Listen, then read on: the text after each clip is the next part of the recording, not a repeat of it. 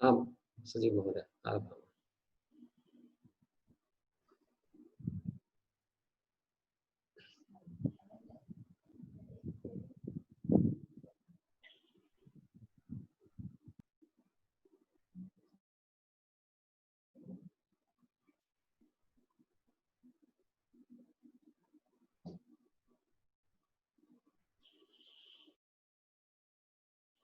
ओम शुक्लांबरधरं विष्णुं शशिवर्णं चतुर्भुजं प्रसन्नवदनं ध्यायेत् सर्वविघ्नोपशान्तये। सरस्वती नमस्तुभ्यं वरदे कामरूपिणि विद्यारंभं करिष्यामि सिद्धिर्भवतु मे सदा। येनाक्षरसमाम्नायम् अधिगम्य महेश्वरात् कृत्स्नं व्याकरणं प्रोक्तं तस्मै पाणिनये नमः। वाक्यकारं वररुचिं भाष्यकारं पतंजलिं पाणिनिं सूत्रकारं च प्रणतोऽस्मि मुनित्रयम्। वागर्थाविव सम्पृक्तौ वागर्थ प्रतिपत्तये जगतः पितरौ वन्दे पार्वती परमेश्वरौ। ओम शांति शांति शांति।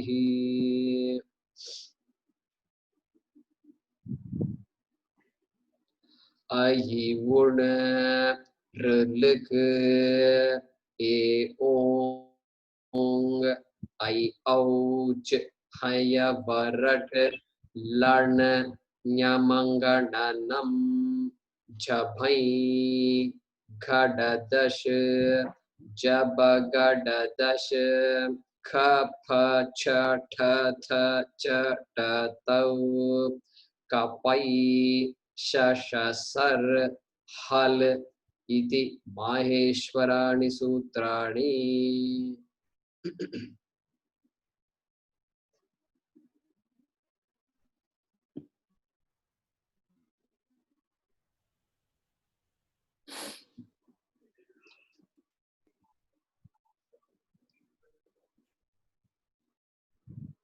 रिकॉर्डिंग पास करोति वा सचिव महोदय?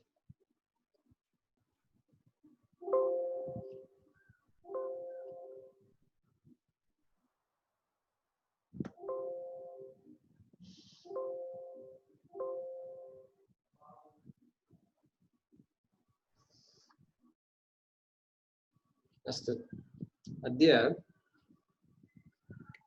श्रूयते वा? अस्तु,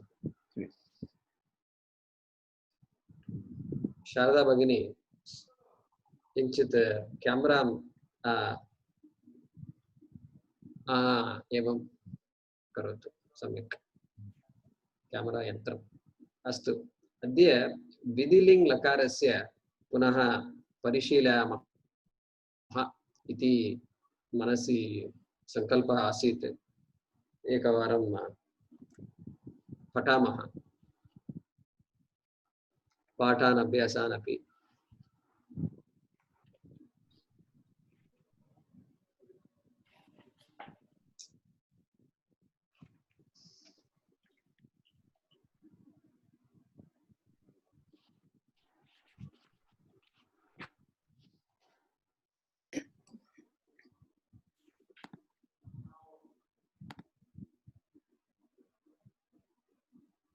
अस्तु,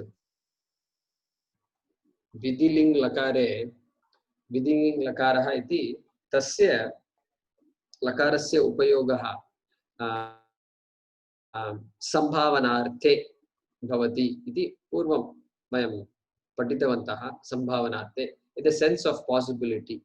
अद्य वृष्टिः भवेत्, अद्य वृष्टिः भवेत्, इट माइट रेन टुडे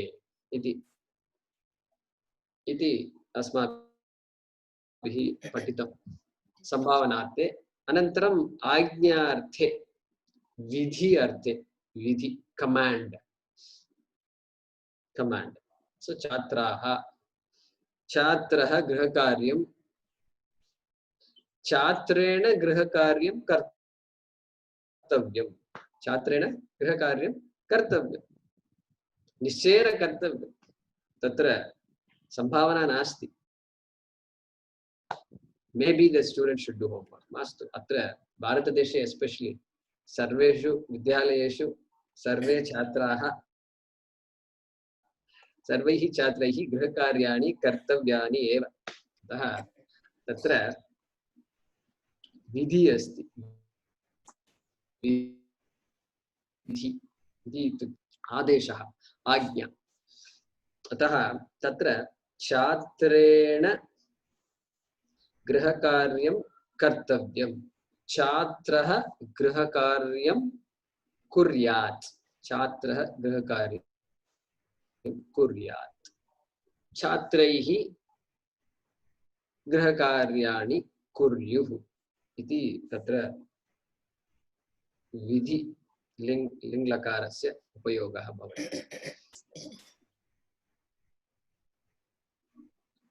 भागवत महोदय उक्तवान्, पाठितवान्,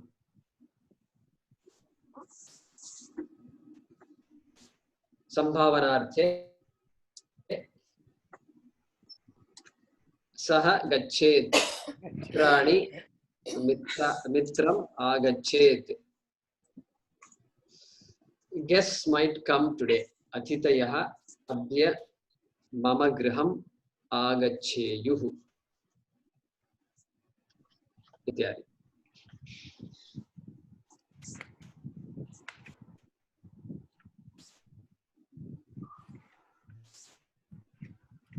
आगच्छेत् आगच्छेयुः, कदापि सः गच्छति, कदापि न गच्छति अपि, पॉसिबिलिटी। छात्रः गृहकार्यं कुर्यात्। विधि अर्थे बालकेन पाठः पठनीयः, पठितव्यः। The lesson must be studied by the boy. बालकः पाठं पठेत्.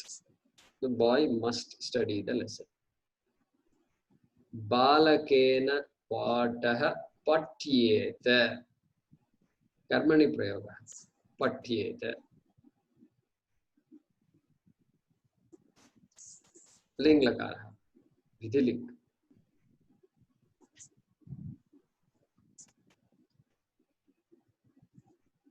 अत्रापि लिखितवान् सहना भवतु इति, सर्वे भवन्तु सुखिनः इति।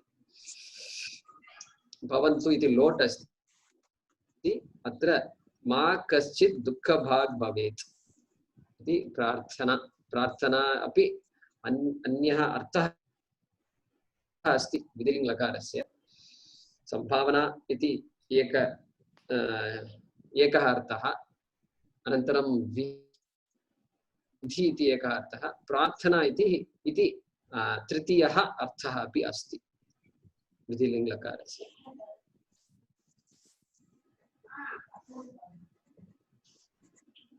अद्य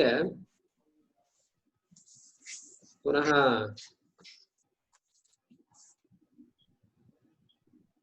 अस्माकं पुस्तकं पठामः। Jaykumar Mohoday, can you repeat that one more time? Sambhavana, Prarthana, and what was the third? Vidhi. Sambhavana, possibility.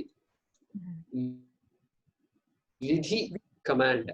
Ajna, Adeshaha, command. Chatraha, Patham, Pathet. Chatraha, Pathani, Pateyuhu. Pataha, Pateyuhu.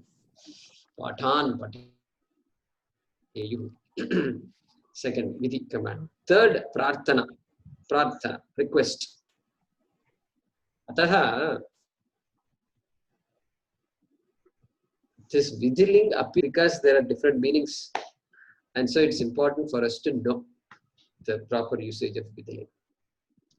And what is the context? Is it a command? Vidhi asti va, sambhavana asti va, prarthana asti va? Iti api prasangena, prasangasya,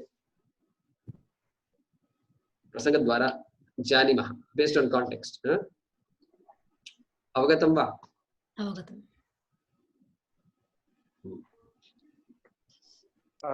महोदय एकः प्रश्नः शुक्लां भरधरं इत्यस्मिन् श्लोके प्रसन्नवदनं ध्यायेत् इति अस्ति।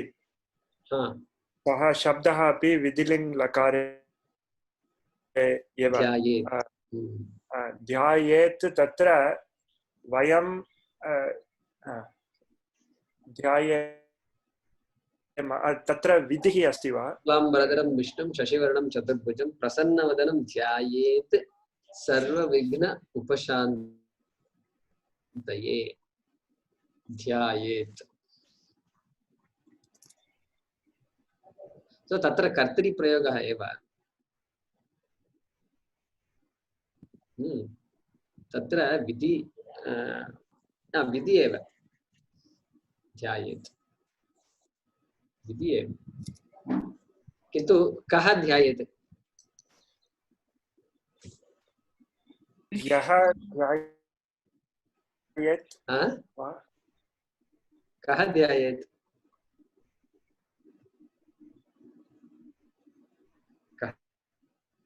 ध्यायेत्? अहं ध्यायेत् वा सः ध्यायेत् वा भक्तः ध्यायेत् वा? सः थर्ड पर्सन मध्यम पुरुष। प्रथम पुरुष। No, I'm sorry. सः ध्यायेत्। No, that's what I meant. I'm sorry. सः ध्यायेत्। सः ध्यायेत् इति प्रायः तत् इति मम विचारः अस्ति। चिन्तनीयं तत्र किमर्थम् एवं लिखितमस्ति इति। ध्यायेत् सम्यक् विधिलिङ्ग् एव। पश्यामः।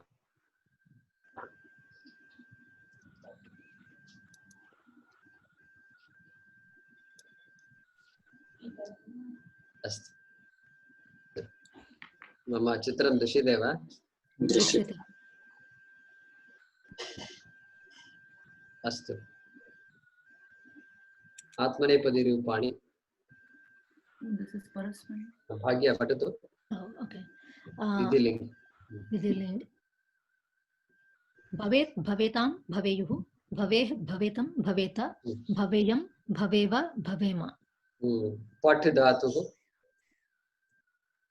पठेत् पठेतां पठेयुः पठेत् पठेतं पठेत पठेयं पठेव पठेम।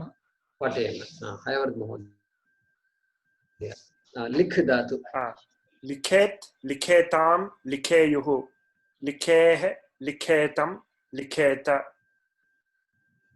लिखे लिखेयं लिखेव लिखेम। लिखेम सम्यक्। मोहिनी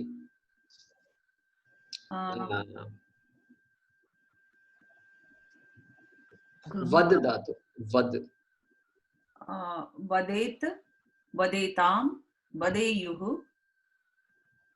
वदेः वदेतं वदेत वदेयं वदेव वदेम। वदेम वदेम। वयं सर्वे संस्कृतेन एव कक्षायां वदेम वदेम। वयं संस्कृतेन वदेम वदेम। तत्र किं वदेम? तत्र तस्य अर्थः प्रसङ्गः कः? विधि वा संभावना वा? विधि विधि विधि एव। विधि अर्थे वदेम इति। सम्यक्। अत्र एते सर्वे परस्मैपदी धातवः। परस्मैपदी धातवः। अस्तु इदानीं पश्यामः। आत्मनेपदी धातु वन्द् इति धातु अस्ति। सजीव महोदय। वन्देत वन्देयातां वन्देरन् वन्देताः वन्देयाथां वन्देद्वं वन्देय वन्देवहि वन्देमहि। वन्देमहि। सम्यक्। सन्दीप महोदय। लभ धातु लभेत लभेयातां लभेरन् लभेथाः लभेयाथां लभेध्वं लभेय लभेवहि लभेमहि। लभेमहि। किमपि एकं वाक्यं वदतु।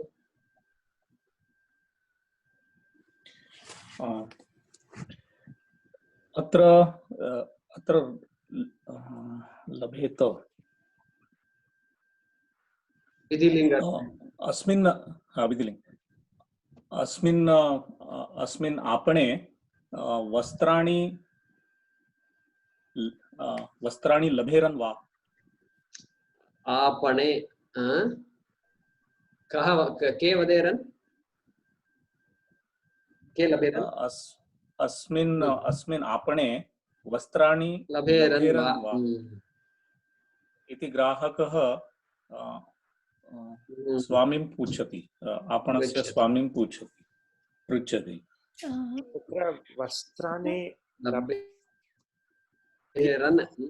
कर्म क्षम्यताम्। Are they available, right? Use lat, right? लभेरन् वा लभ्येरन् वा इति चिन्तयामि। सो तत्र कर्ता कः?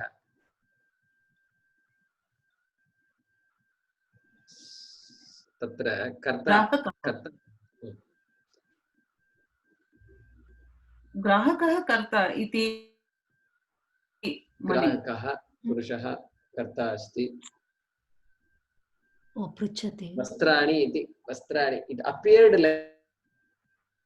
महोदय अस्तु, तत् वाक्यं त्यजतु, किञ्चित् क्लिष्टं भवति प्रायशः। सुलभं वाक्यं वदामि। भक्तः शान्तिं लभेत्। भक्तः शान्तिं लभेत्। भक्तः शान्तिं लभेत। सम्यक्, शान्तिम् इति द्वितीया विभक्ति अस्ति, कर्म। भक्तः शान्तिं लभेत। सम्यक्। वाक्ये प्रसङ्गः कः?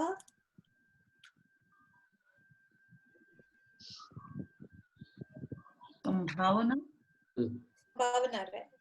प्रार्थना अस्ति। प्रार्थना न तु विधिः। विधिः अपि प्रायः डिपेण्डिङ्ग् आन् द काण्टेक्स्ट्। प्रसङ्गः किमपि भवितुम् अर्हति। विधिः वा प्रार्थना वा? अत्र प्रार्थना, सन्दीप महोदय प्रार्थना इति वदति। प्रार्थना यदा देवः वदति चेत् भक्तः शान्तिं लभेत इति विधिः भवति। विवक्षा कस्य विवक्षा अस्ति? विवक्षा यदा देवः वदति साक्षात् तर्हि तत्र विधिः इति भवति। तदपि अस्ति। कः वदति एतद् वाक्यं? सन्दीप महोदयः वदति। अतः तस्य विवक्षा का इति प्रष्टव्यम्। मम अर्थः नास्तु। सन्दीप महोदयस्य मनसि कः अर्थः अस्ति वदतु इति पृष्टव्यम् अस्माभिः। सः उक्तवान् लोट् प्रार्थनार्थे इति खलु? परीक्षायां उक्तवान् खलु प्रार्थना इति।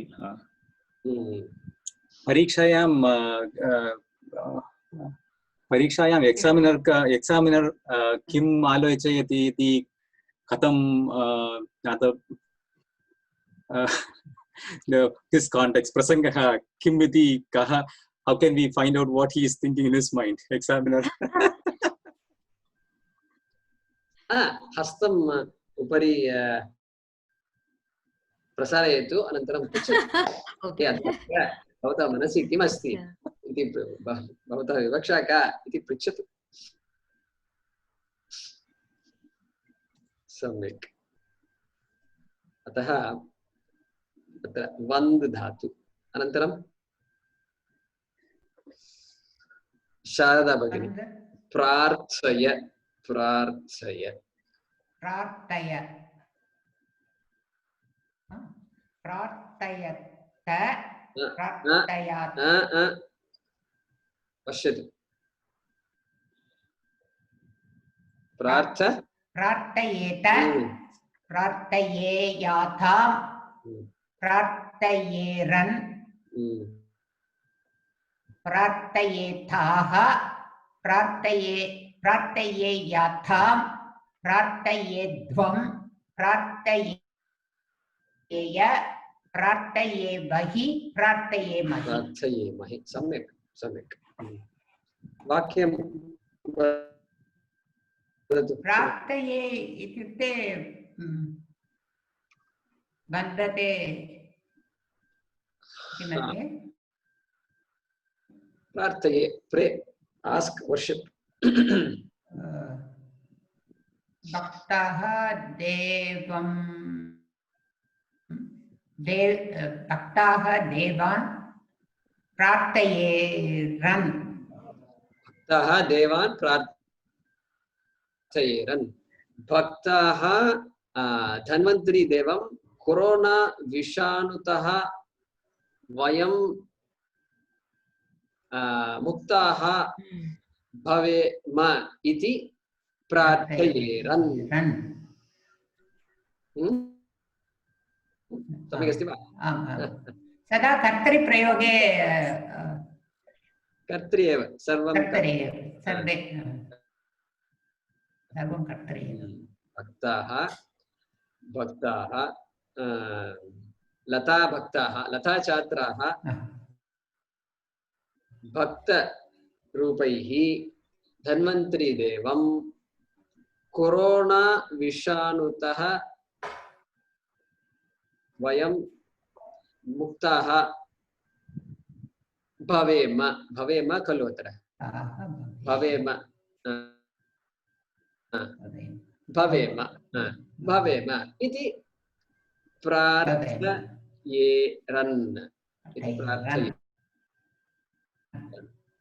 वयं गुरुं वन्दे प्रार्थयेमहि.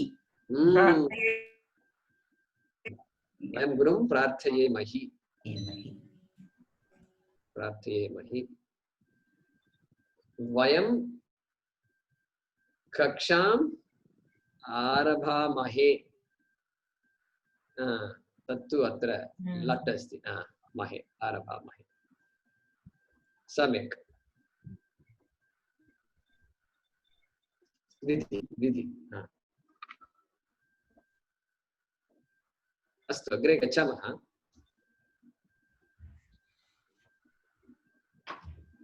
चित्रं दृश्यते वा?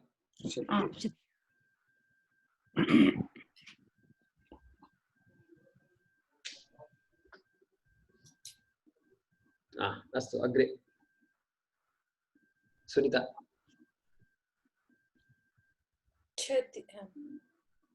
प्रथमपुरुष उत्तमपुरुषरूपाणि एकैकम्. गच्छति गच्छेत् गच्छेयुः गच्छेयं गच्छेम. पृच्छति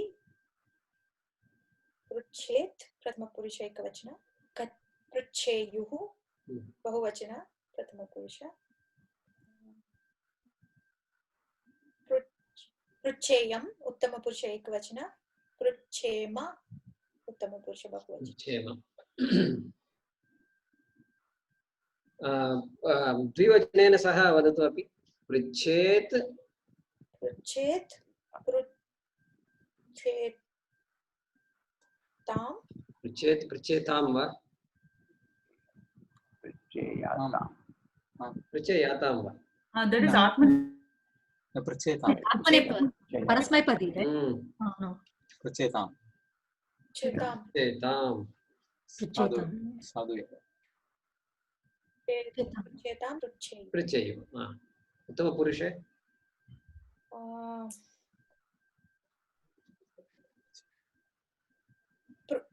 पृच्छेयं पृच्छेव पृच्छेम.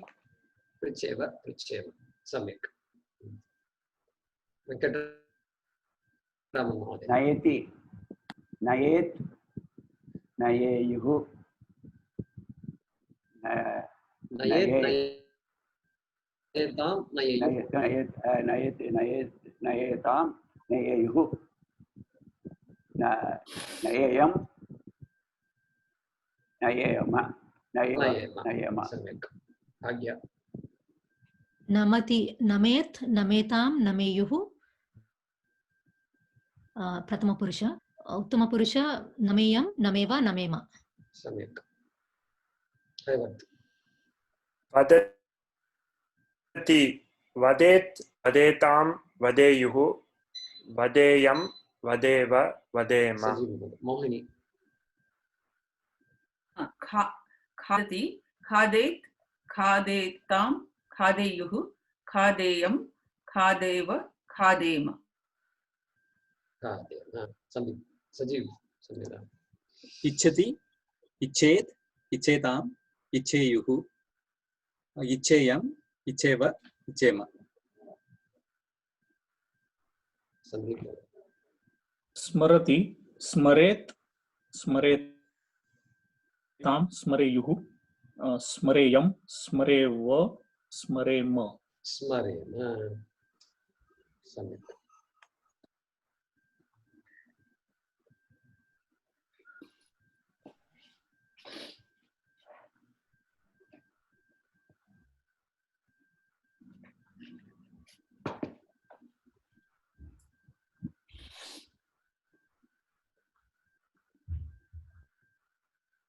अस्तु अत्रापि पठामः केचन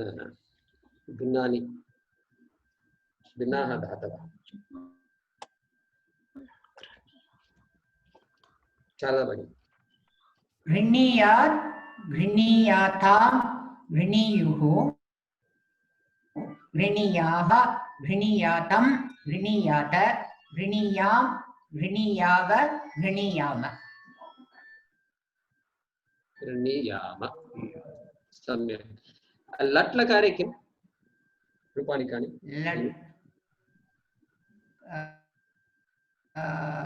गृह्णाति गृह्णाति गृह्णीतः गृह्णन्ति गृह्णासि गृह्णीतः गृह्णीत गृह्णामि गृह्णीव गृह्णीम पुनः उत्तमपुरुषः गृह्णामि गृह्णीवः गृह्णीवः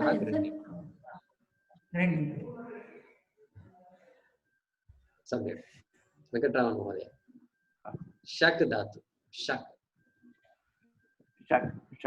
शक्नुयात् शक्नुयात् शक्नुयातां शक्नुयुः शक्नुयाः शक्नुयातं शक्नुयात शक्नुयाम शक्नुयाव पुनः उत्तमपुरुषः पुनः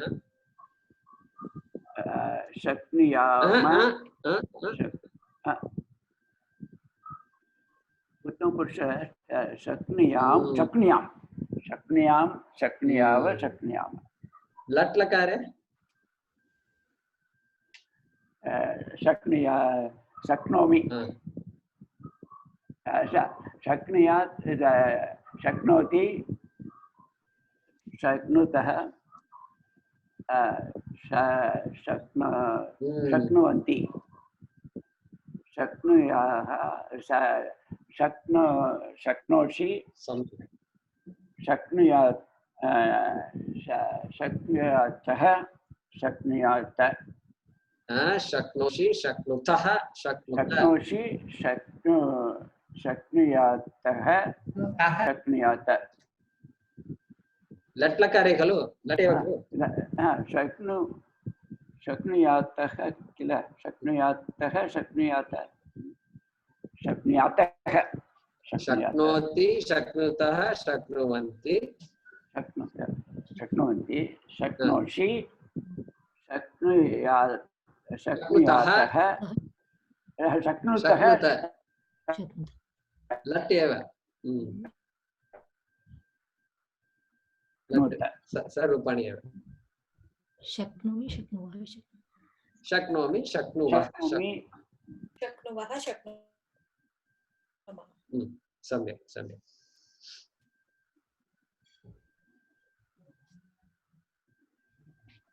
अस्तु भाग्या कुर्यात्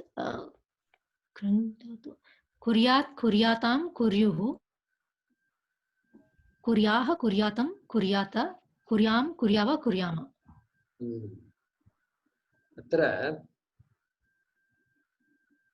लट् लकार रूपाणि कानि करोति कुरुतः कुर्वन्ति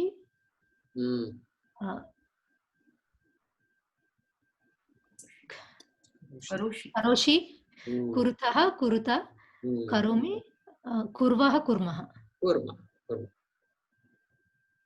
डुक्रिञ् धातु उभयपदी अस्ति, उभयपदी अस्ति.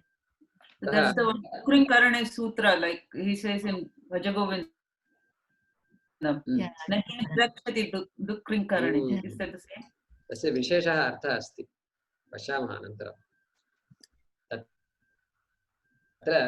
what is the meaning of that, Mohini Bhagini? तस्य वाक्यस्य अर्थः कः? Nahi rakshati Dukring Karane is this grammar, this because that person is वृद्धः व्याकरण शिष्यान्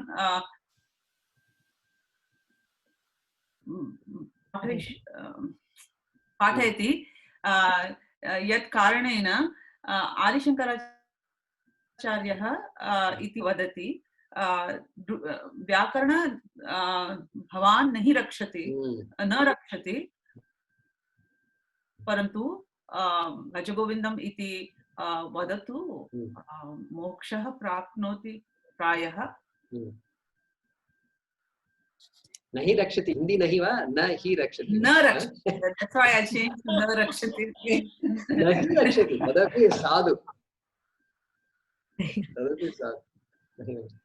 तत्र विशेषः अर्थः एवम् अस्ति, गोविन्दं भज हे मूढ, गोविन्दं भज गोविन्दं प्रार्थयतु इति. तत्र व्याकरणं न रक्षति इति मास्तु, कर्म न रक्षति, क्रिया न रक्षति. ज्ञानमेव मोक्षः न तु कर्म, कर्मणा न मोक्षः, ज्ञानेन एव मोक्षः इति. डुक्रिञ् इति कृ धातु. तत्र कृ धातु व्याकरणार्थे नास्ति, किन्तु कर्म इति, कर्मणा न मोक्षः इति प्रसङ्गः अस्ति. तत्र विशेषः अर्थः अस्ति. आदिशङ्कराचार्य इति वदति डुक्रिङ् धातु कर्म, it points to karma because it is true, like karoti, things like that. Is that what he's referring to? It's referring to karma because of the dhatu. Yeah, kriya dhatu. Oh, okay. No, kriya dhatu is karma, action. So Dukrang is a dhatu then? Dukrang is dhatu, karane. So it refers to kriya, action, karane. So tasya karanena kartavyena mokshaha na prapnoti. So Shankara will not, hard to believe that Shankara will say, even though it is true, vyakaranam na rakshati iti satyameva asti. Kintu any action will not help. That is even better. No action will help. It's an even better. अस्तु, कृ धातु इति उभयपदी अस्ति. आत्मनेपदी रूपाणि कानि कृ धातोः? भाग्य कुरुते, लट् लट् लट् लकार, लट् लकार, लट् लकार. क्या वक्तुम् इच्छति हैवत् महोदय? न जानामि. कुरुते एव जानामि. कुर्वते, कुर्वते, कुर्वते, कुर्वन्ते,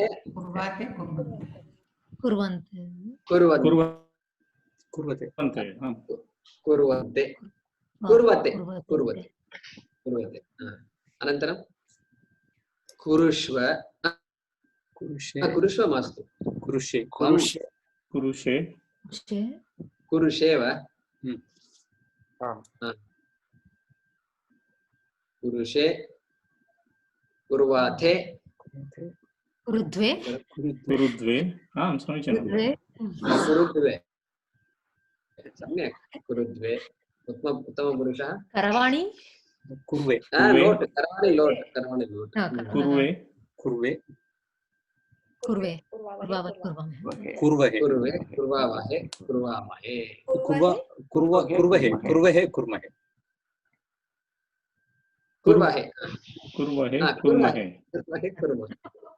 I don't think we did the Atmanepadi for I don't remember. वन्दे वन्दामहे वन्दामहे कुरु Yeah, but I don't. कुर्वामहे कुर्वामहे कुर्वामहे सम्यक् If you focus on this, other thing will be gone. Kurushve. Can we look at it once, Mahodaya? If we can, I think visual memory. Okay. Yeah, no, it's Not not there. Atmanepadi. That's for us. Atmanepadi is not there. Yeah. Oh, here. Okay. Artha. No, that's Lit. कुर्वे कुर्वहे कुर्महे Kurute. पुरुषे कुर्वाथे कुर्वे कुरुते कुर्वाथे Kurvate. Okay. Kurushe, kurvate, kurudve. Yeah. Kurve, kurvahe, kurve. Is there a way to remember this, These are Jaykumarji? just here. Ratanameva. Why become Kurvate? Like Kuru becomes Kurvate. Kurvate then again. उपायः अस्ति एव कक्ष्याः निश्चयेन स्वीकर्तव्याः अनन्तरं गृहकार्याणि अपि कर्तव्यानि गृहकार्यं न त्यजतु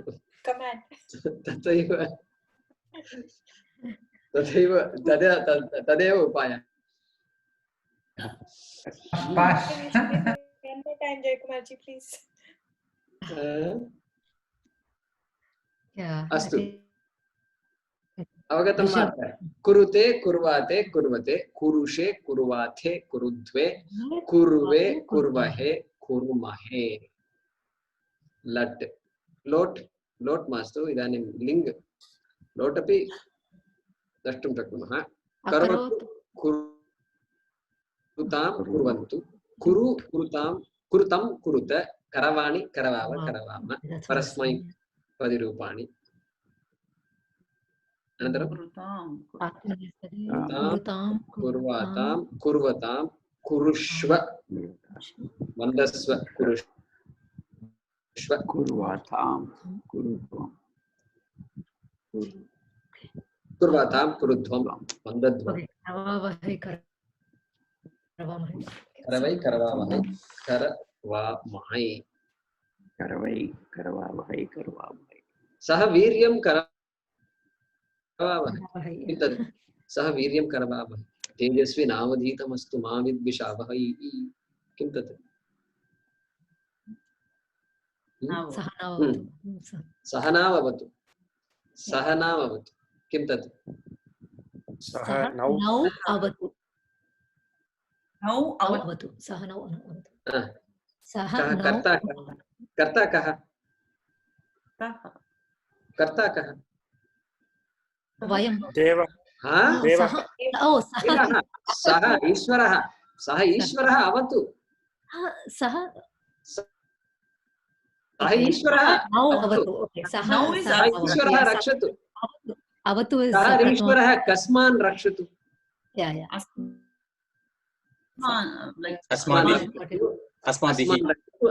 अथवा न अथवा अत्र नौ इति अस्ति नौ इति द्विवचनं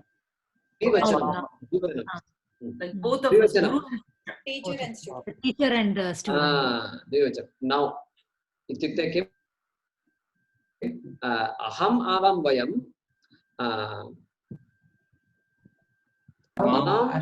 माम् आवाम् अस्मान् so that avam द्विवचनं द्वितीया विभक्ति नौ इति मा नौ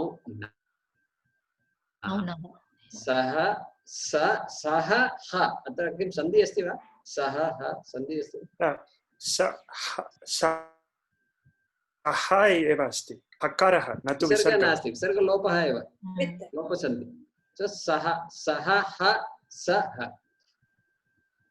सः नौ अवतु तत्र किं सन्धि कः सन्धि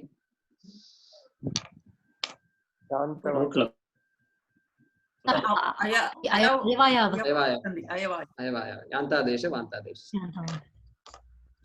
नौ अवतु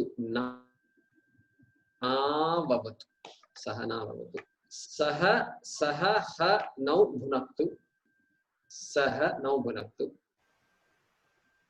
विसर्गलोपः सह वीर्यं करवावहै सह वीर्यं करवावहै is करवावहै इति किम् उत्तमपुरुषः उत्तमपुरुषः उत्तमपुरुषः right द्विवचनं द्विवचनं आवाम वीर्यं करवावहै लोट् लकारः लोट् लकारः कर्तरि प्रयोगः वीर्यं करवावहै कौ वीर्यं करवावहै No. कौ वीर्यं कर्ता कर्ता कः आवाम करवावहै आवां वीर्यं करवावहै करवावहै आवां वीर्यं करवावहै सः इति तत्र अस्ति तत्र किञ्चित् चिन्तनीयः विषयः अस्ति अस्तु आवाम् अस्माकं आवां वीर्यं करवावहै आवां वीर्यं करवावहै पश्यामः वीर्यं करवावहै तेजस्वी नावधीतमस्तु तेजस्वी नावधीतं तेजस्वी नौ अधीतं तेजस्वी नौ अधीतं our study नौ इति किम् नौ विभक्तिः द्वितीय विभक्ति विभक्तिः षष्टि विभक्ति आवयोः अधीतं कीदृशं भवतु तेजस्वी भवतु तेजस्वी नावधीतमस्तु अधीतम् अस्तु अधीतं तेजस्वी अस्तु कस्य अधीतं तेजस्वी अस्तु नौ अधीतम् आवयोः अधीतं तेजस्वी अस्तु तेजस्वी नावधीतम् अस्तु मा विद्विषावहै मा विद्विषावहै कर्ता कः तत्र आवाम again sorry मा विद्विषावहै आवाम लकारः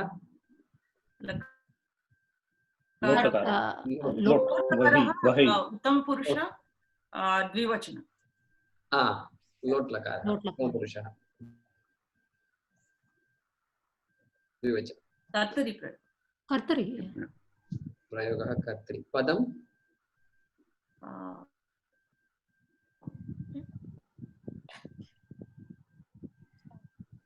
आत्मनेपदं वा परस्मैपदं वा आत्मनेपदी आत्मनेपदी आत्मनेपदी आत्मनेपदी वहै वहै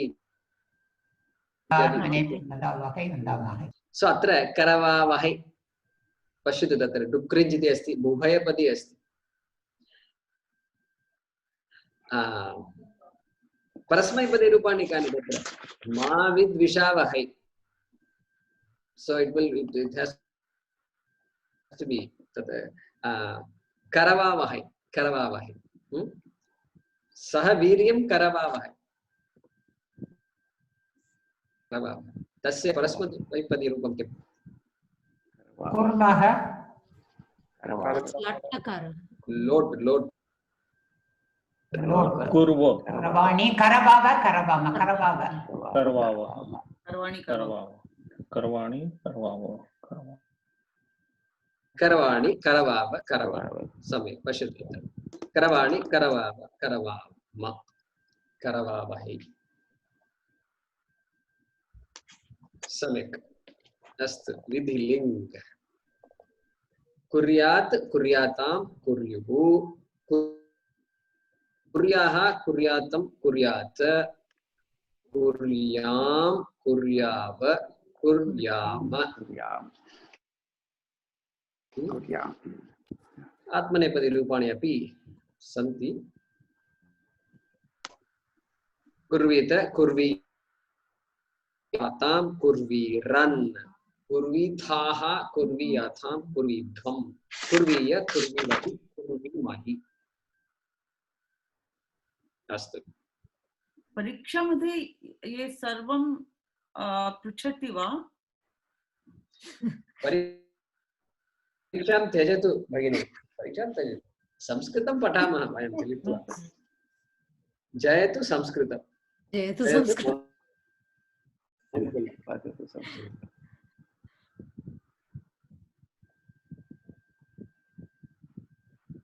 अस्तु।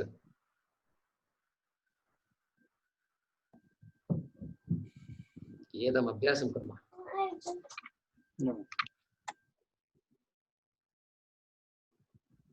अस्तु, सजि महोदय।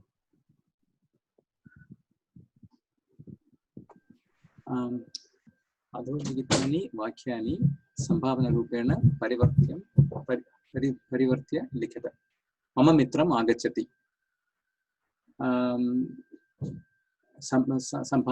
सम्भावनारूपेण मम मित्रम् आगच्छेत्।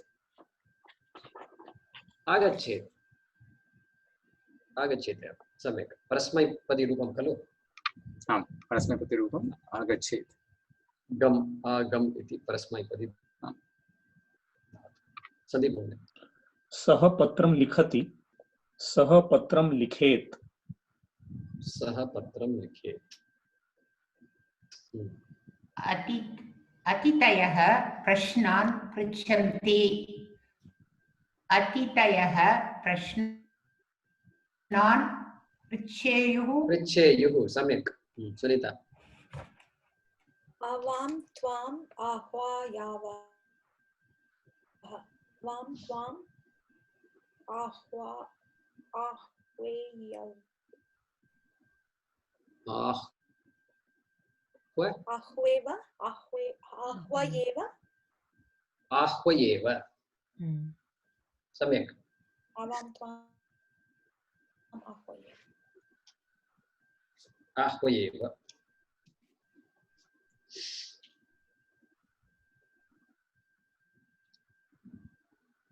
अग्रे वेङ्कटरामन् महोदय। सः श्वः चिन्तां करिष्यति। सः श्वः चिन्तां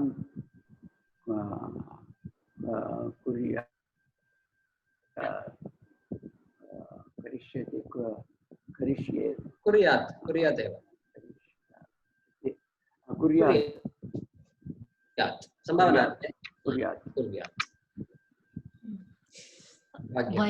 वयं प्रीत्या वार्तालापं कुर्मः। वयं प्रीत्या वार्तालापं कुर्याम। कुर्याम, सम्यक्।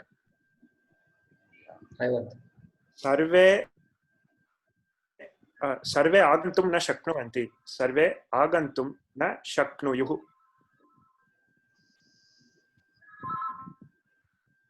तौ दम्पती न आगमिष्यतः. Is it okay for me to go? तौ दम्पती, sorry, तौ दम्पती न आगमिष्यतः. तौ दम्पती न आगमिष्यताम्. संभावना. From the future. It is dvivachana, right? Agacchatam, sorry, yeah. आगच्छेतां भवेत्। गच्छेताम्। चेत् गच्छेतां। गमिष्याताम्। भवत्याः बहूनि कार्याणि भवन्ति। भवत्याः बहूनि कार्याणि भवेयुः। भवेयुः। अनेन मम साहाय्यं भवति। अनेन मम साहाय्यं भवेत्। साहाय्यं। साहाय्यं भवेत्। साहाय्यं भवेत्, सम्यक्। साहाय्यं भवेत्।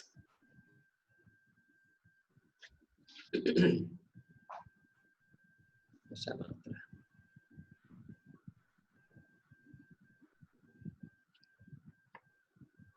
पूर्वं एतान् अभ्यासान् भवन्तः कृतवन्तः एव इति मन्ये।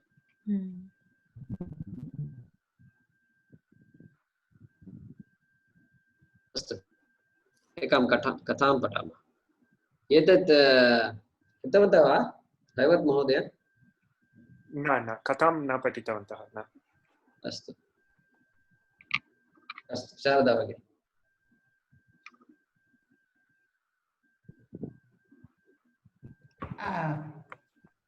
न दृष्टवती किन्तु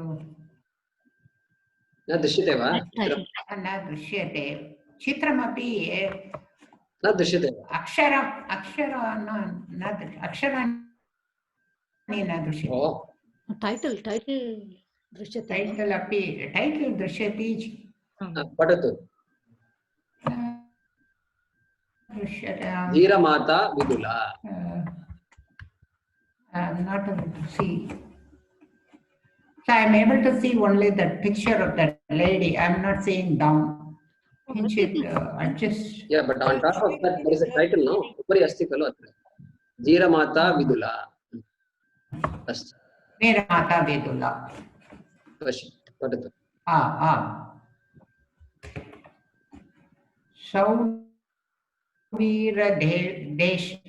सौवीरदेशे संजयः नाम राजा अवर्तत तस्य पिता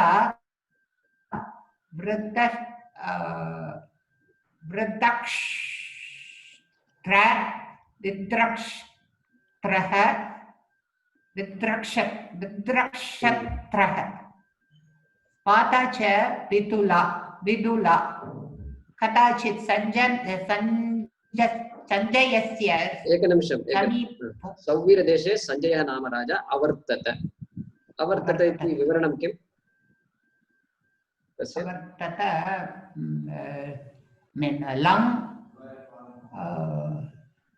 लङ् लकारः अवर्तत धातुः वर्त धातु वृत् धातु ओके आत्मनेपदी वा परस्मैपदी आत्मनेपदी यथा वन्द्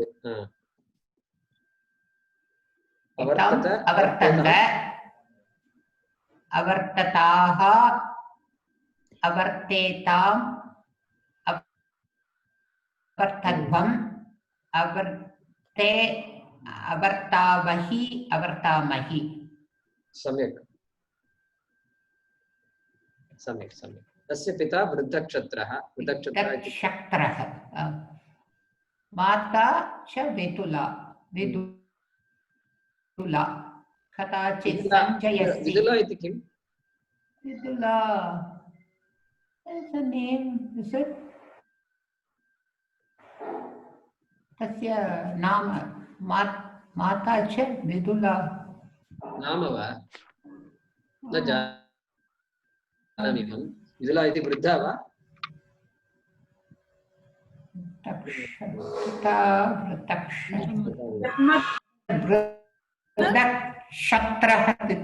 वृद्धक्षत्रः नाम वृद्धक्षत्रः इत्युक्ते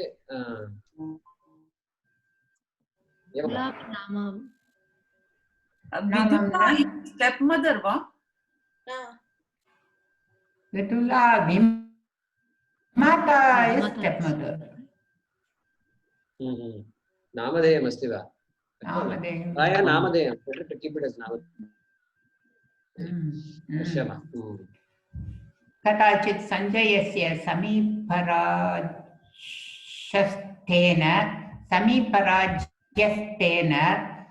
सिन्दूरराजेन सह युद्धं प्रावर्तत कदाचित् संजयस्य नेबरिंग स्टेट समीपराज्यस्थेन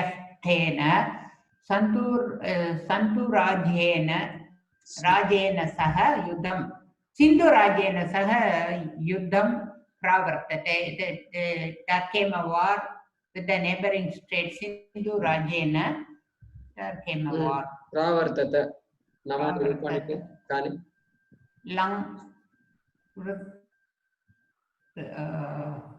धातु लङ् उपसर्ग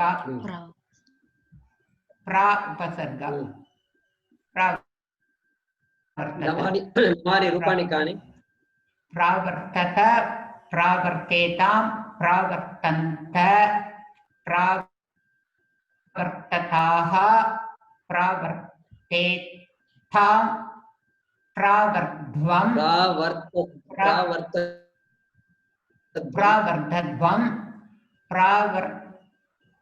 प्रावर्तं प्रावर्ते प्रावर्तावहि प्रावर्तामहि वेंकटरामन् महोदय सुनीता वा क्षम्यतां सुनीता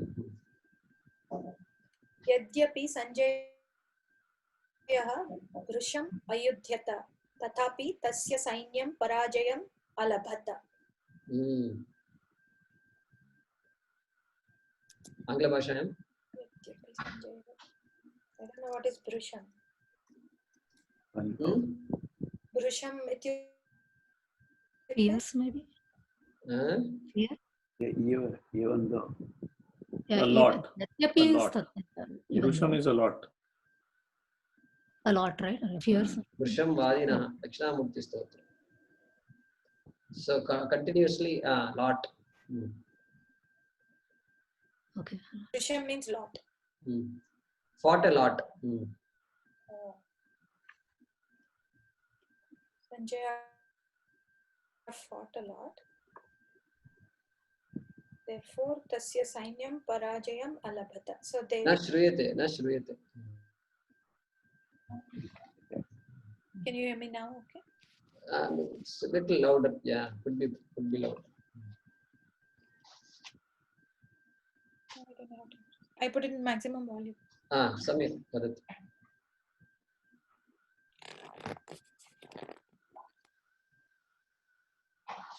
यद्यपि सञ्जयः वृषम् अयुध्यते तथापि therefore tasya sainyam parajayam alabhata. They obtained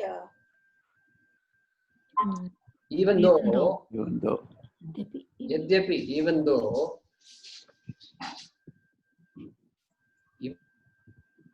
Sanjaya fought a lot, still his army experienced defeat. Gained alabhata defeat. is obtained, right? Got अलभेताम् अलभन्त अलभताः अलभेताम् अलभत्वम् अलभे अलभावहि अलभामहि. सम्यक् अग्रे. बहवः सैनिकाः अम्रियन्त.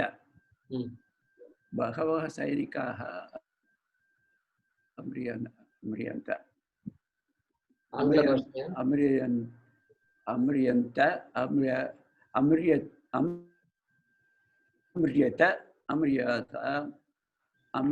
वाक्यस्य अर्थः कः? बहवः सैनिकाः, many people, soldiers got killed. Many soldiers died. Got killed इत्युक्ते passive वर्ष अस्ति वा? अत्र तु कर्तरिप्रयोगः खलु. अत्र किमपि सन्धिः सन्देः सन्दर्भः अस्ति वा? अस्ति. बहवः सैनिकाः बहवः optional. बहवः सैनिकाः विकल्पेन विकल्पः अस्ति वा?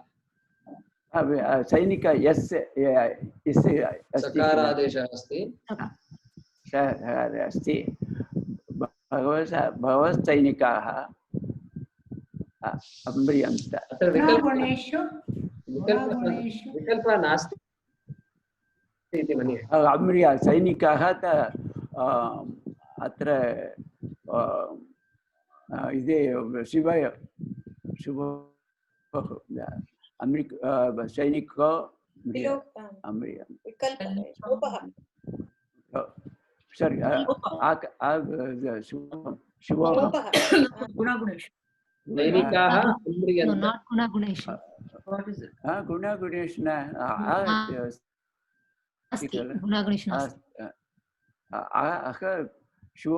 सैनिकाः अम्रियन्त. Right? It is आकारः पूर्ण परवर्णः आकारः पूर्णवर्णयाः लोपसन्धि सैनिकाः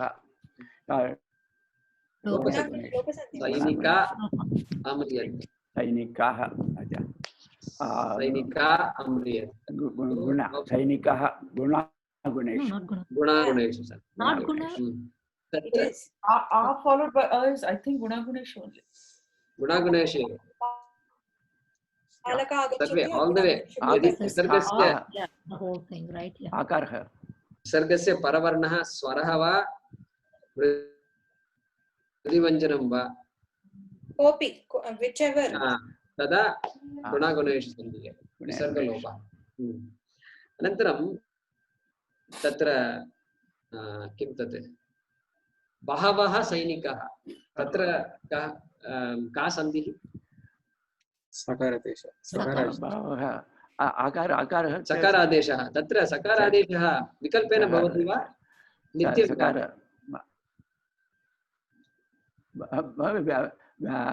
विकल्पेन अस्ति किल भगवत् सन्धि Always. सा अस्ति साकारः विकल्पेन अस्ति वा विकल्पेन अस्ति Pa and par vikalpena, right? Not Bahava Sainika. विकल्पः मास्तु तत्र vikalpah भगवत् nasti. सन्धि पश्यतु सा अत्र विकल्पः Optional only for ka, kha and pa. तत्रैव क ख अत्र जिह्वामूलीयः उपद्मानीयः तत्रैव विकल्पः अस्ति तत्रैव विकल्पः अस्ति अत्र विकल्पः नमस्ते नमस्ते बहवः सैनिकाः बहवः सैनिकाः अस्तु अग्रे गच्छामः भीतः सञ्जयः प्राणान् रक्षितुं ततः पलायत. Sanjaya, who was scared, in order to protect his life, he ran away from there. Palayata. पलायत इति किम् Ran away. लङ् वा Lang. नेपथि लङ् Lang. Palayata. प्रथमपुरुष एकवचन. पलायत पलायेतां पलायन्त. पलायथाः पलायेतां पलायध्वं पलाये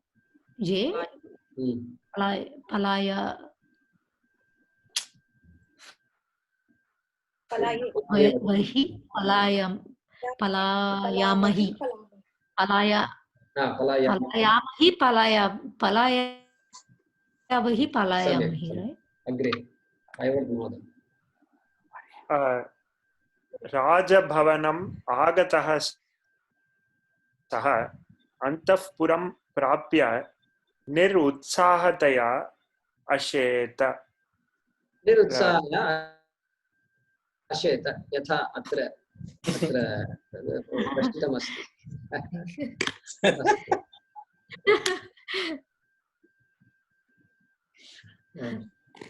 वदतु भोः. तत्र राजभवनम् आगतः सः रीचिङ्ग् द राजभवनम् अन्तःपुरं प्राप्य अन्तःपुरम् इत्युक्ते गोयिङ्ग् इन्सैड् वा inside Palace. Anthapuram is palace. प्रासादः. inner quarters. निरुत्साहतया hopelessly अथवा dejected अशेत she इत्यस्य लङ् रूपं प्रथम एकवचनम्. अशेत सम्यक्. अग्रे मोहिनी. रणाङ्गणात् आगतं पुत्रं विदुला दूरात् एव alokata. Sorry. So Rananganath is from the battlefield. From the battlefield, her son came back. So from far away, she was looking at him. So she looked at him as he was arriving. No, Agatam means he had already come. Yeah. Agatam putram vidula durat eva alokata. She looked at him. Past tense. Durateva alokata means what? From far away, from a distance. So she had already arrived when she was at a distance, or when he was at a distance, she already saw him arriving. No, she was at a distance and she saw him. She saw that he had arrived. Okay. That is also okay, I think. Samyak alokata. Look iti dhatu. So look at that. Look. Look. It's a direct copy test. Yeah, it also means search. Alokayati, search. वदतु भो न coincidence नास्ति तत्र Indo-European लाङ्ग्वेजेस् तत्र शब्दाः not at all a coincidence. Not a coincidence, yeah. But they will say the root is from Greek or Latin, right? That's what they would generally say in dictionary. Yeah, so it is a major scam. It's a big scam. Yeah. Right. They claim Sanskrit is an Indo-European language, right? Yeah. So long before scams started occurring in India, Yeah. That's true. these fellows taught us how to scam. History rewritten. Yeah. Yeah. कुत्र अस्ति? Okay. पश्चात् सा पुत्रस्य निकटं गत्वा अब्रूत, संजय, भवादृशं भीरुं पुत्रं प्राप्य अहं नितरां लज्जे. So she, पश्चात् means like then or afterwards. Is that correct? I think so. She went near her son and said, Sanjaya, a coward like you, for having given birth to a coward like you, I am feeling eternally. I'm feeling, I'm ashamed. I'm ashamed. Yeah, I'm ashamed to have given birth to a child like you or a son like you. Lajje iti kim? Lajjidadu. लज्जिदादु मध्यम पुरुष उत्तम पुरुष एकवचन. लकारः लकारः आत्मनेपदी लट् लकारः. लज्जे लट् एव. लोट् लज्जै. सम्यक् अग्रे. भवान् यावज्जीवं युध्येत् इति चिन्तनं मम मनसि अवर्तत. As long as you are alive, you would have fought, is what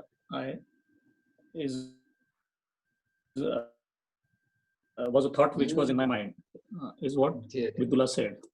Bhavan yavat jivan, yavat tatra takara asti tasya chakarah bhavati halasandho. Bhavan yavat jivam yudhyeta. That you should, right? So as long as you are alive, you would have fought. Yavat jivam. Bhavan yavat jivam yudhyeta. Iti चिन्तनं मम मनसि अवर्तत. इति विवरणं किं शब्दस्य? विधिलिङ्ग विवरण इत्युक्ते प्रथमपुरुषः एकवचनं विधिलिङ्ग लकार विधिलिङ्ग अस्ति. यावज्जीवनं युध्येत इति चिन्तनं मम मनसि अवर्तत. अत्र सन्दर्भः सन्ति वा? भवान् यावज्जीवं After Yuddhyeta.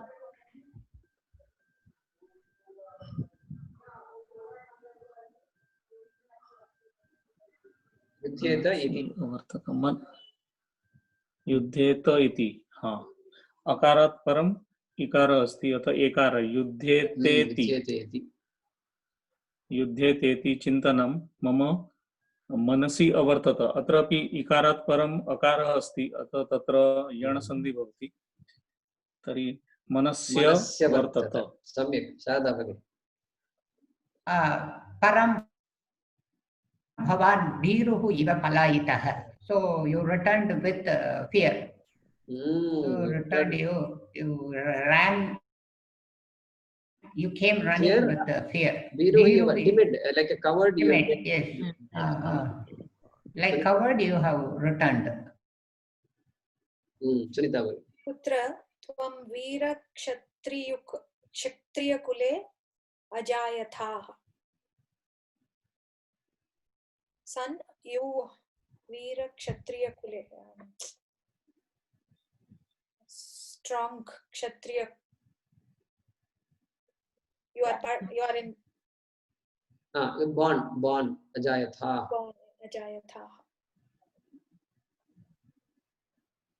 you are born in brave kshatriya kula you're born in a lineage of kshatriyas ajayata ajayeta ajayetam ajayanta ajayatah ajayetam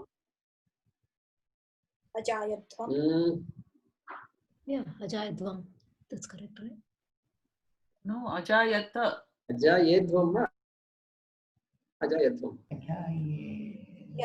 ajayadvam lang ajayadvam ajayad chalida natuling lange ajaye ajaya सम्यक् चलिता वेङ्कटरामन् पलायनं न ते भूषणं running like this is not lakshanam it doesn't look nice palayanam na te bhushanam bhushanam is lakshanam that is wearing that nate bhushanam te itikam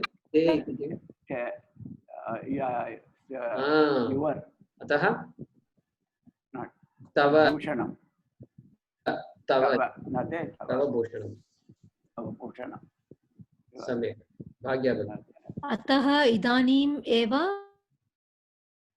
युद्धक्षेत्रं प्रतिनिवर्तस्व therefore return to the battlefield right now right away तनिमेव प्रतिनिवर्तस्व go back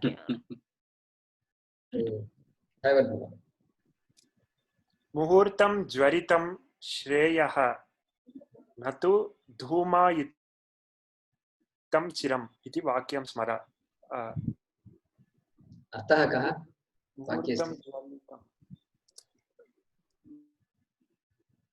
मुहूर्तं ज्वलितं श्रेयः न तु धूमायितं चिरम्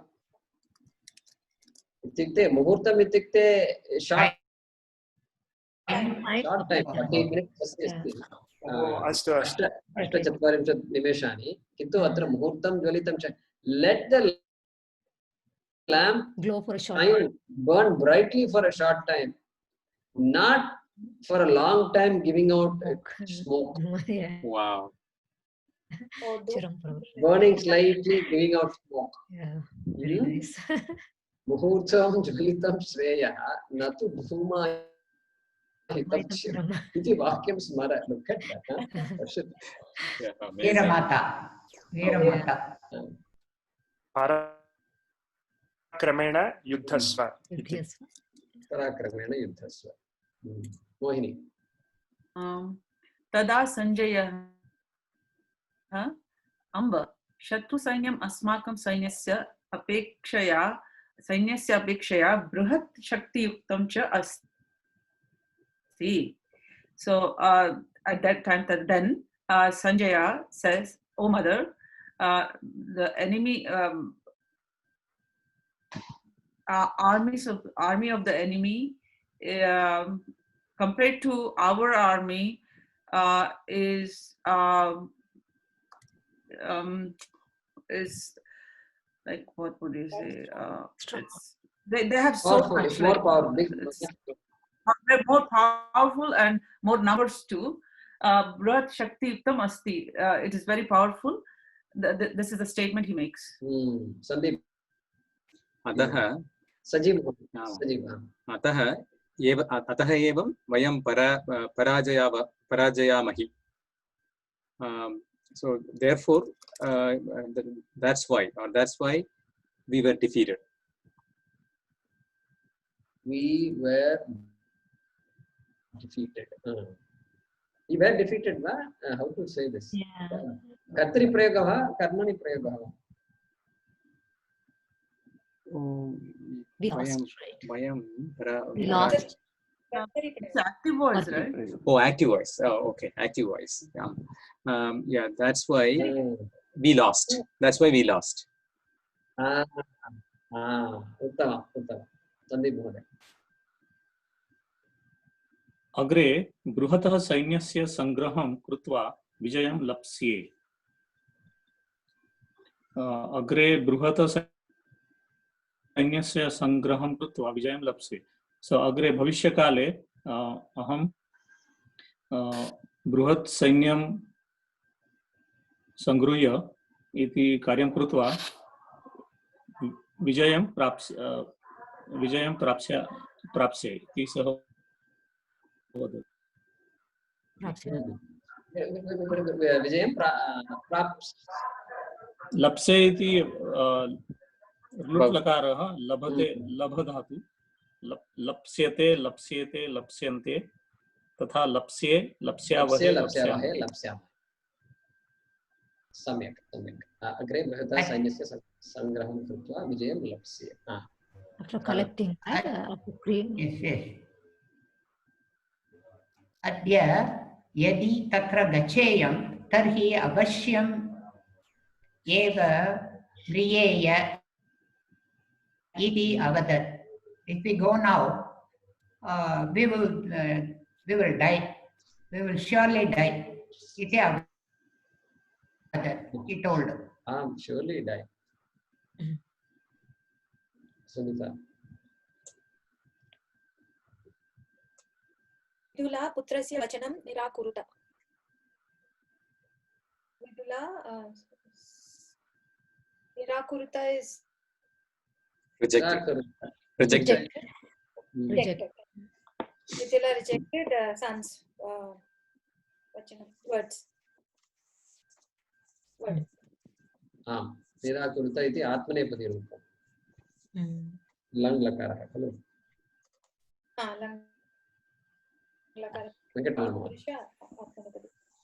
सा पुनरपि पुत्र भवान् युद्धे विजेत वा. सा पुनरपि she again told, she again said, son युद्धे विजेत, you won't win. Now, you should win, right? Is it you should win? Sure. Vijayeta, yeah, you should win.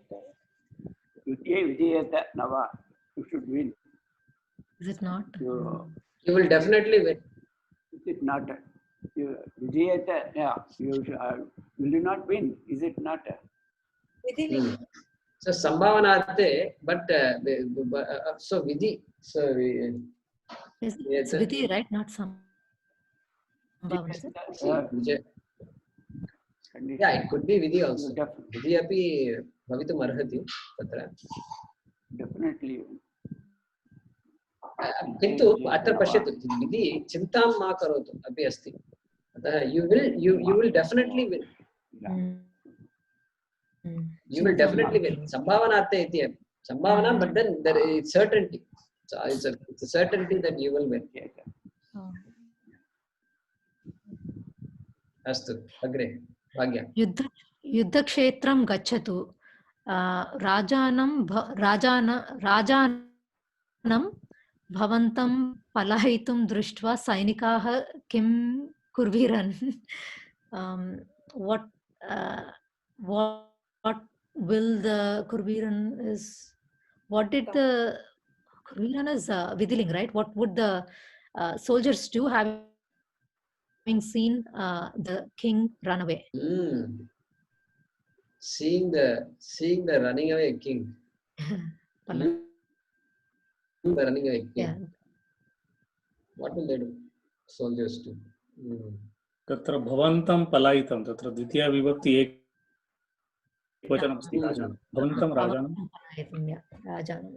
एकवचनम् अस्ति द्वितीया विभक्ति राजानं द्वितीयवचनं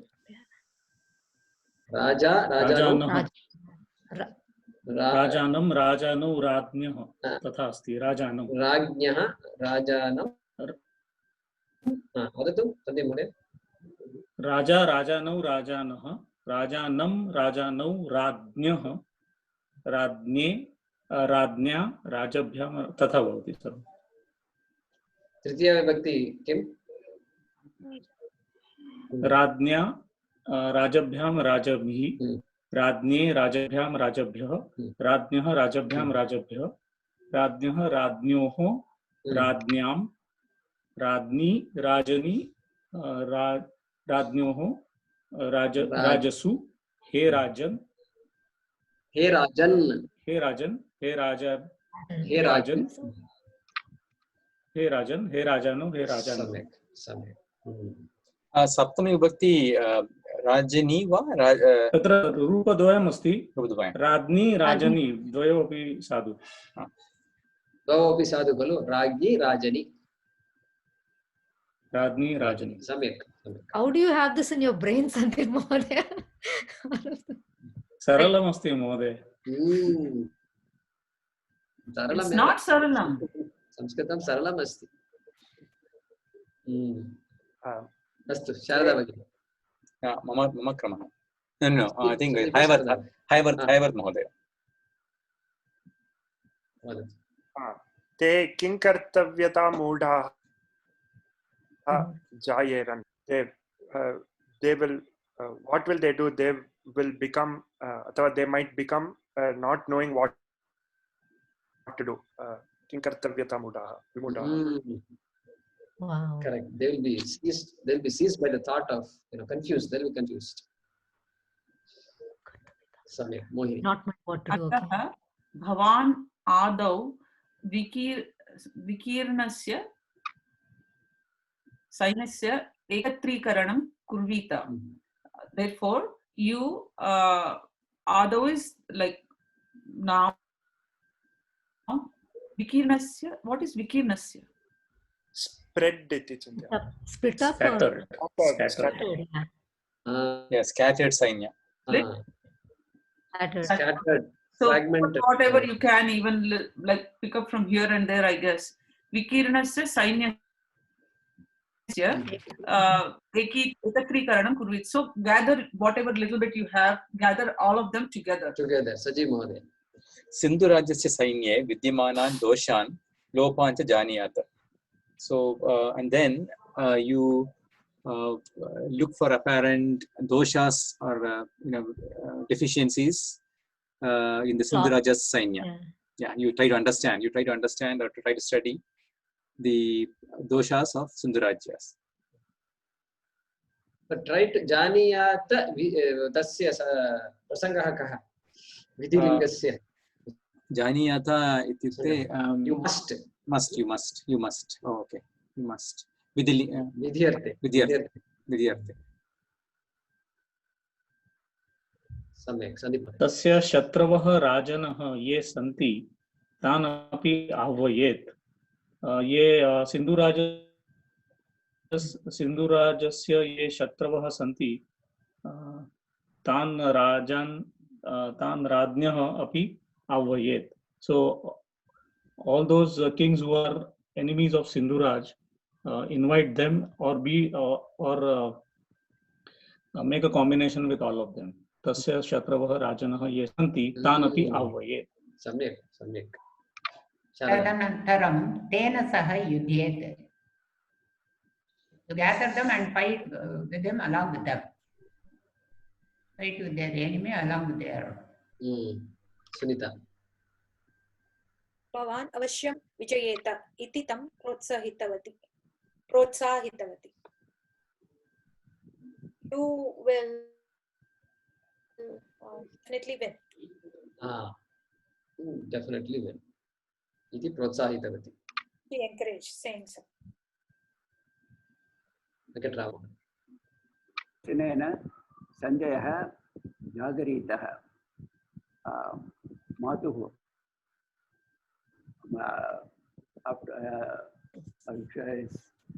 mother's words. Sanjay woke up. सः असामान्यं धैर्यम् अलभत. He obtained extraordinary courage. Keep continuing and finish, Bhagya. तस्य उत्साहः अवर्धत. His enthusiasm grew. सः उत्थाय मातरं प्रणम्य, अम्बा धीरमातुः, भवत्याः वचनैः अहं नूतनः मनुष्यः अजाये. Due to your words, I have become a new person. And Dhiramata is like Ajaye, literal meaning is reborn. I am born, reborn. Aham ajaye. Lakarah kaha? Aham ajaye would be born. No, lang lakara, right? Lang uttama purusha ekavachana. So I am born as a new person. Yeah. Mama parakramam lokatam. I don't know what that is. Oh, see, okay, look at my, you will see my, okay. Lokatam iti, lot lakaraha, atmanepadi, lok. Okay. Lokatam. Adya avashyam vijayam labheya iti uktva yatha Yudhyardam pratishtata. So today we will definitely win. I have said that he went for war. Labheya iti kim? Labheya. Yeah, labheya is oh okay, me. Yeah. Ekavachanam. Uttama purusha ekavachanam. Aham labheya. Labheya, right? Aham labheya. I will definitely win. Ityuktva yuddhardam pratishtata. Pratishtata.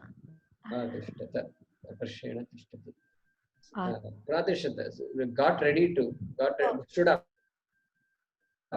Got ready. That's why. Okay. Prasthanam started. Oh, stha, right? Stha is tishtata. सञ्जयः मातृवचनानुसारेण शीघ्रमेव सैन्यं सज्जीकृत्य झटिति शत्रोः सैन्यस्य उपरि आक्रमणम् अकुरुत. विजयोन्मत्तः सिन्धुराजः तस्य सैनिकाः च एतेन आक्रमणेन व्यस्मयन्त. Surprised, right? They were surprised. Taken aback. आश्चर्यचकिताः अभवन्. सञ्जयस्य सैनिकाः अपूर्वशौर्येण अयुध्यन्त, विजयम् अलभन्त च. तत्र एक सन्धि अस्ति, विजयोन्मत्तः. विजयः उन्मत्तः. Yeah, विजयोन्मत्तः. विजयेन उन्मत्तः सिन्धुराजः. He was arrogant because of his previous victory. Vijaya unnataha Sindhuraj.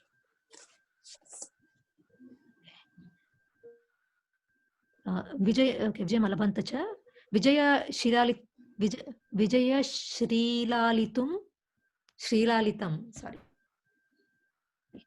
विजयश्रीलालितं पुत्रं विदुला यथोचितं स्वागतीकृतवती. विजयश्रीलालितुं विजयश्रीलालितुं is it? Lalitam, sorry. Vijayshreelalitam. I don't know what that word is. I can see that the first part is victorious, but Lalitam. What is Lalitam? Lalitam is like Vijayam prapnuvantam putram. Okay. Vijayshreelalitam putram vidula yathochitam. Appropriately, she welcomed him appropriately. Yathochitam swagati krutavati. यथा उचितं स्वागती कृतवती. यथा उचितं, यथोचितं, right. कुङ्कुमचन्दनैः पुष्पैः सह स्वागतं कृतवती.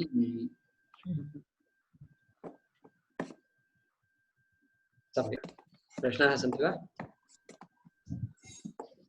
विधिलिङ्गकारः. भगवद्गीतायां कांश्चन श्लोकान् पश्यामः इति मनसि आसीत्, किन्तु अग्रे पश्यामः. सम्यक्. ओम पूर्णमदः पूर्णमिदं पूर्णात् पूर्णमुदच्यते पूर्णस्य पूर्णमादाय पूर्णमेवावशिष्यते. ओम शान्ति शान्ति शान्तिः. हरि ओम श्री गुरुभ्यो नमः. हरि ओम. धन्यवादः महोदय. सर्वे जनाः कुरानो उशानुतः मुक्तिं प्राप्नुवन्तु इति प्रार्थयामहे. धन्यवादः. धन्यवादः.